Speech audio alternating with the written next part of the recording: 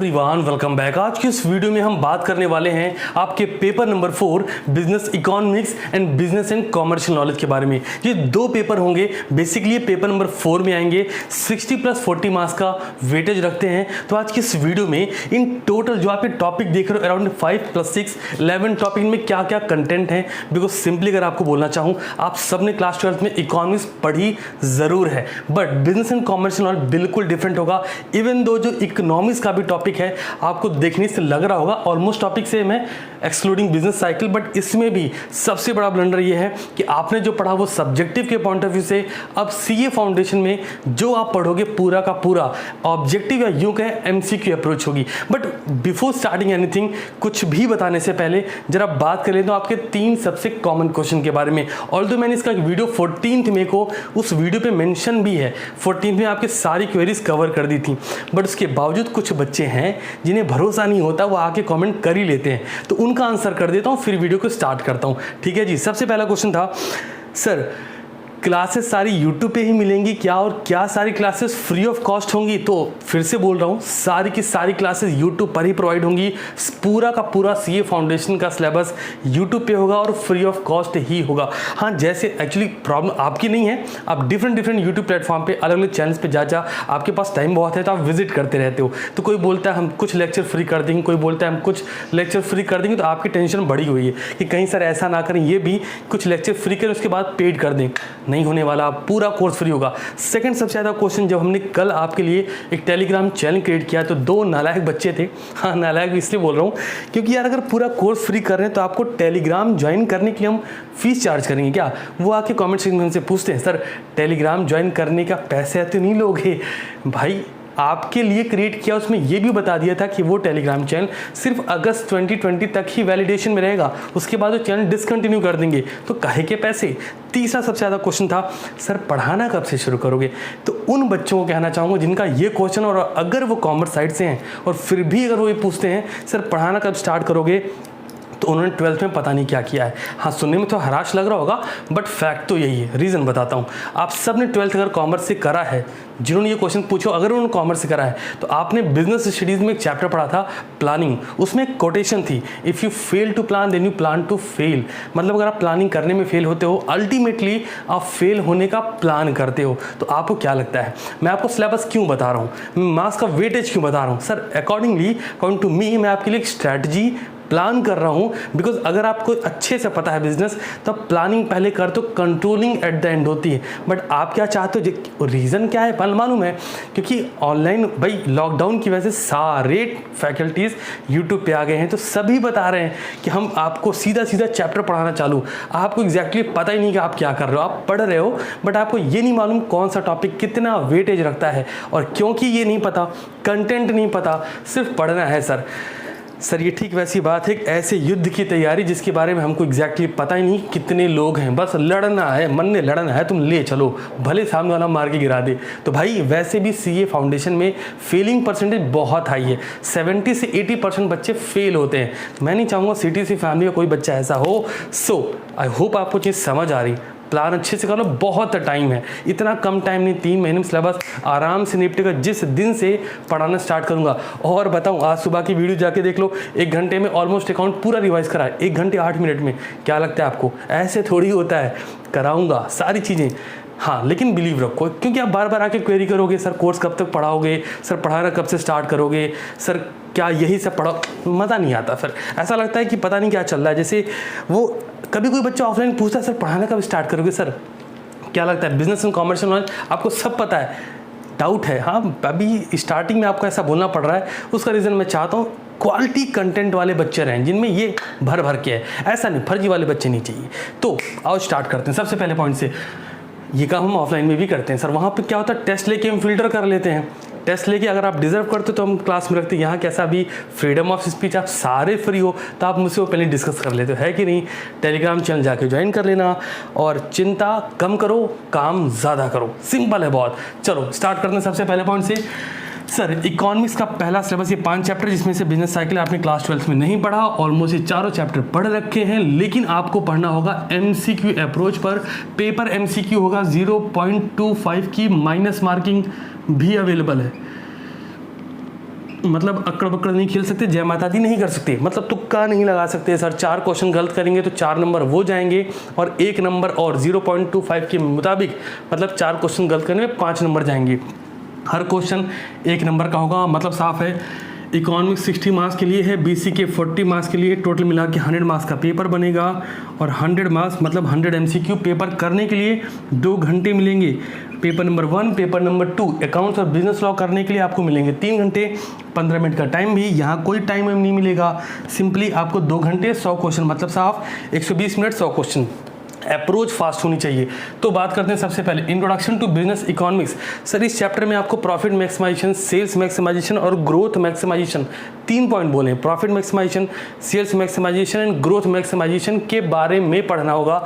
ये इकोनॉमिक्स नहीं है, ध्यान रखेंगे, ये बिजनेस इकोनॉमिक्स है। कई बार बच्चे कहते हैं हमको आता है, नहीं, ध्यान रखना इसका। ये एमसीक्यू अप्रोच पे सिलेबस डिफरेंट है, बिजनेस इकोनॉमिक्स है, इकोनॉमिक्स नहीं, ना ही इंडियन इकोनॉमी है, तो ये पढ़ना होगा। और हाँ, बिजनेस इकोनॉमिक्स की मीनिंग पढ़नी होगी। सर ऐसा करने से आपको कितने नंबर मिलेंगे? 15 से 20% वेटेज रखता है सर। ये 60 मार्क्स की बात होगी, जो भी बात होगी अभी इकोनॉमिक्स तक, ठीक है।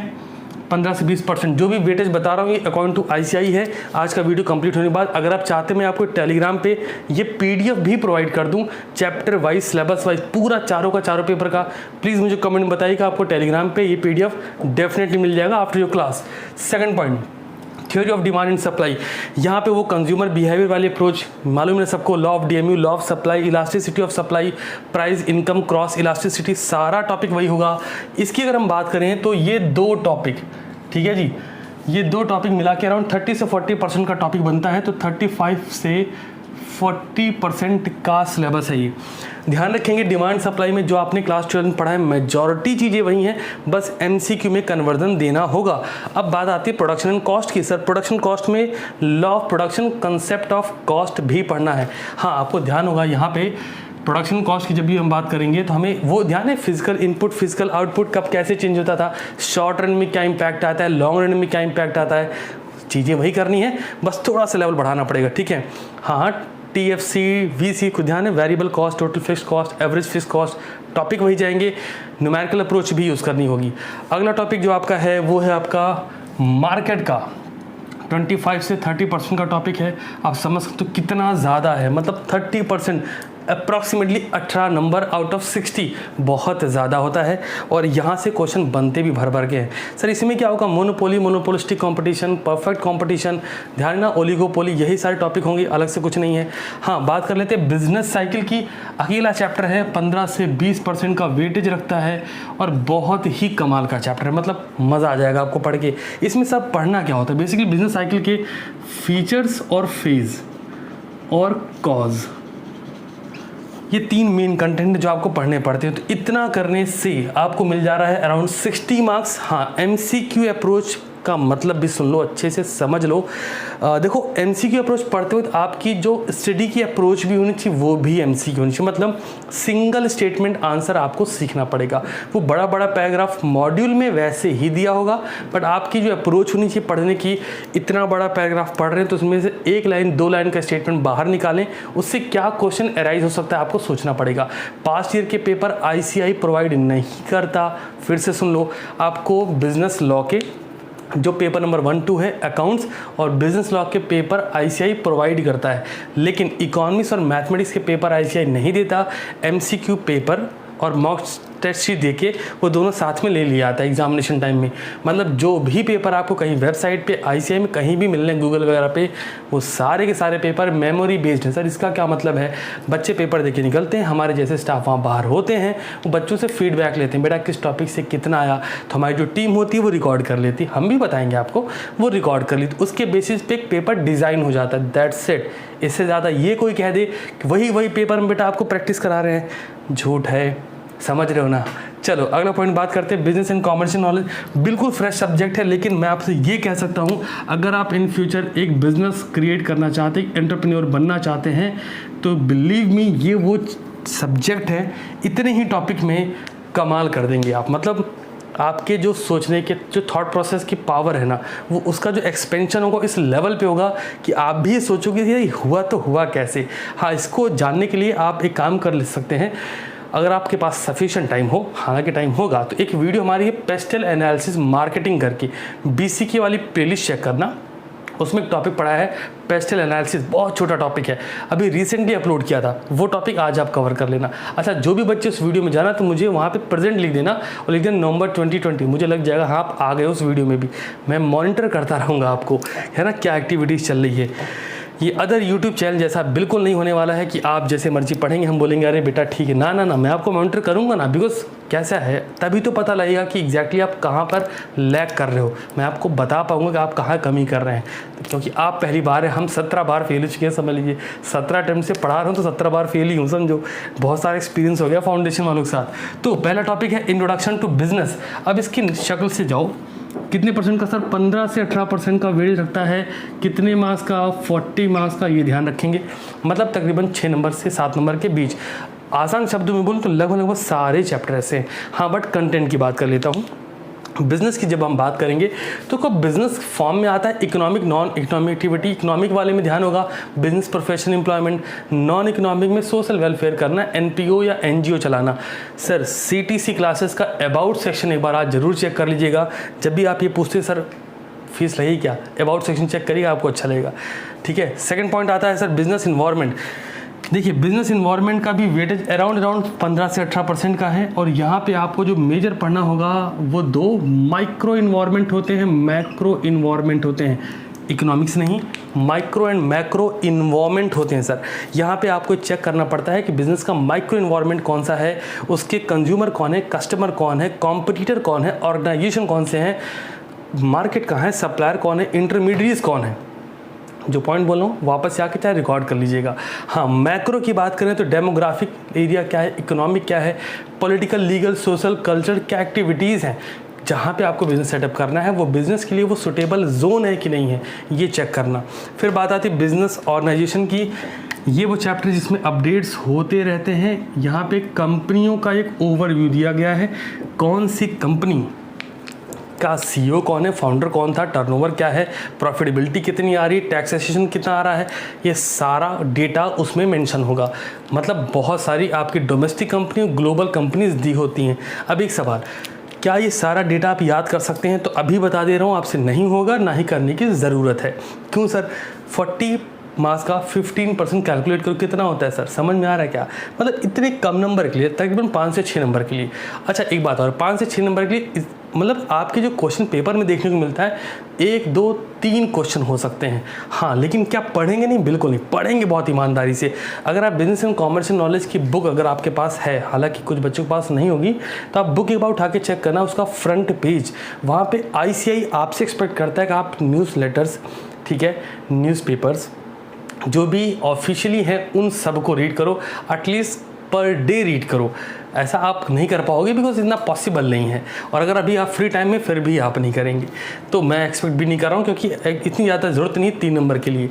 छोटा एफर्ट डालेंगे फिर भी मार्क्स मिलेंगे। नेक्स्ट पॉइंट की बात करेंगे, government policies for business growth. Government कौन कौन सी पॉलिसीज़ लगाती किसी बिजनेस की ग्रोथ के लिए, तो ये भी 15 से 18% का। अब एक बात समझ रहे हो क्या, BCK मतलब बिजनेस एंड कॉमर्शियल नॉलेज में जो एक एवरेज जा रहा है वो 15 से 18%, मतलब अगर आसान शब्दों में बोले तो 6 नंबर फॉर ईच चैप्टर। और इस तरीके से हम 36 मार्क्स, किसी में कम ज़्यादा करते हो 40 मार्क्स पहुँचा दिया जाएगा। तो बात करते हैं गवर्नमेंट पॉलिसीज़ की। देखो गवर्नमेंट की जो मेजर पॉलिसीज़ हैं वो क्या है सर? LPG, इसके बारे में आपको थोड़ा सा पता ही होगा, लिबरलाइजेशन, प्राइवेटाइजेशन, ग्लोबलाइजेशन, है ना, और फिर FDI जिसको हम बोलते हैं फॉरेन डायरेक्ट इन्वेस्टमेंट, ये गवर्नमेंट की पॉलिसीज़ में आता है। बट क्या सर इतना ही पढ़ के हो जाएगा? नहीं, इसमें इन डेप्थ ड्राइव करना पड़ेगा। सॉरी, अगला टॉपिक है ऑर्गेनाइजेशन फैसिलिटेटिंग बिजनेस। सर ये टॉपिक आपका फिर से 15 से 18% के लिए है। PDF आप बताना, मैं टेलीग्राम पे ज़रूर प्रोवाइड करूँगा, आज ही प्रोवाइड करूँगा, क्योंकि उस पर एक दिन में 500 से ज़्यादा बच्चे, अराउंड 600 के आसपास होने वाले हैं। आप लोग ऑलरेडी आ चुके हो, बहुत सारा प्यार आप लोग ऑलरेडी देखने को मिल रहा है। जैसे वीडियो कल पब्लिश करा, फटाफट से आ गए। जो लोग, कुछ लोग डाउट में थे, उनका डाउट भी मैंने आज क्लियर कर दिया। आराम से ज्वाइन करो, कोई पैसे नहीं लगने वाले। और यार CA कर रहे हो, इतना अगर सोचोगे ना छोड़ो, क्या बोलूँ इसमें। चलो देखो जरा, यहाँ पे इंडियन रेगुलेटरी बॉडी है और इंडियन डेवलपमेंट बैंक है, 3 3 ये ऑप्शंस में आएगा। यहाँ पे आपको पढ़ने होंगे चीज़ें, जैसे बहुत ही बेसिक आरबीआई क्या करता है, security exchange of board of India क्या करता है, आईआरडीए क्या करता है, ये पढ़ना होगा। मतलब साफ है कौन से ऐसे ऑर्गेनाइजेशन हैं जो बिजनेस को फैसिलिटेट करते हैं ग्रो करने में। आखिरी है कॉमन बिजनेस टर्मिनोलॉजी, बहुत ही कमाल का चैप्टर है और मेजॉरिटी इसको छोड़ के जाती है, ये और ये 2 चैप्टर। इसके पीछे का लॉजिक बताता हूँ। कॉमन बिजनेस टर्मिनोलॉजी, धंधा सबको करना है बट धंधे के जो बेसिक्स हैं वो किसी को नहीं सीखना, उसको सीखने में लोगों को इंटरेस्ट नहीं होता, कहते हैं सर क्या करेंगे, है ना। तो लेकिन मैं आपसे अपील करूँगा, अगर आपके पास इतना टाइम सफिशिएंट है तो आप इसे ज़रूर पढ़ें। भाई क्या होगा मैं आपको बताता हूँ, जब आप ये चैप्टर पढ़ रहे होंगे ना, तो इस चैप्टर में आपको जो बेसिक चीज़ मिलेगी वो बताता हूँ। जैसे यहाँ पे आप सीखेंगे मार्केटिंग की टेक्नोलॉजी क्या है, मार्केटिंग, बैंकिंग। अब कोई भी बिजनेस, जैसे मैंने आपसे बोला ना कि आप एक बार जाके पेस्टल एनालिसिस या सर्च कर लेना, पेस्टल एनालिसिस सीटीसी क्लास से मिल जाएगा वीडियो, वहाँ मैंने आपको बताया मार्केटिंग के बारे में। मार्केटिंग हम जैसा देखते हैं, जैसा सोचते हैं, सिर्फ उतना नहीं है, उससे बहुत बियॉन्ड है। तो जब आप इसको सीखना स्टार्ट करोगे ना, मार्केटिंग की क्या टेक्नोलॉजी है या मार्केटिंग की टर्मिनोलॉजी क्या है, मार्केटिंग में कौन कौन से वर्ड आते हैं, बैंकिंग में कौन कौन से वर्ड आते हैं, या फिर फाइनेंस, स्टॉक, कमोडिटीज़ में कौन कौन से वर्ड आते हैं, तो आपको बिजनेस में थोड़ा सा एक्सप्लोर करने का मौका मिलेगा। बिजनेस सिर्फ उतना नहीं जितना दिखता है, बिजनेस की इमेजेस बहुत बड़ी हैं और आफ्टर लॉकडाउन तो वैसे भी बिजनेस की जो क्राइटेरिया है, स्पेसिफिकेशन है, बहुत ज़बर तरीके से चेंज होने वाले हैं। आई होप आपको चीज़ समझ आई है। मुझे आप फटाफट से कमेंट में ज़रूर बता दीजिएगा कि क्या आपको पीडीएफ अवेलेबल होना चाहिए टेलीग्राम पर। अगर आप बोलते हैं ज़रूर प्रोवाइड कर दूंगा। मिलता हूँ कल शाम को 6 बजे आपकी नेक्स्ट क्लास में, और तब तक के लिए शानदार रहिए और पढ़ते रहिए।